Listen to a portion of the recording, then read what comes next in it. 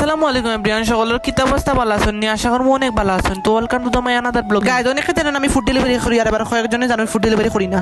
তো আমি আজকে দুটো অফলাইন অর্ডার আমার কাছে আসলো, একজনে কল দিয়া খুঁজছেন যে অর্ডার লইয়া যাওয়া লাগবো ইসলামপুর আর মেজুটিলা। তো আমি কি তার করতাম, তার লেট না করে তাড়াতাড়ি গেলাম গিয়ে অর্ডার পিক আপ করার লাগি। ইদানিং আমার কন্টেন্টের অনেক অভাব পড়ছে লাগে আমি ভিডিওটা শুরু করলাম। যে বাসা থেকে আমি ফুডটা কালার উঠি তাই আর কি হোম মেড, আর বাক্কা দূরে তার লোকেশন আমার মিরাবাজার থেকে বাসার খান্দা থেকে প্রায় উসমানী মেরিল ধরিলেন অতটুকু রাস্তা। আপনার তারা লোকের কথা খুঁজে আমি আইছি মেজুটিলা ইসলামপুর সাইডে দেখতে পারেন দান রোপণ করছে মনে হয় তার এলাকাবাসী। তারপরে গাছ কাস্টমার লোকেশন আছে তারা ফুড দিলাইছে। আমি গোলাগে আমি ভিডিও করছি না যাতে মোবাইলে পানি ঢুকে যাব। গাইজ আপনার খান্দা একটা অনুরোধ থাকবো, আমার ফেসবুক পেজে ফলো দিলাইবা আর ইউটিউব চ্যানেল সাবস্ক্রাইব করবা।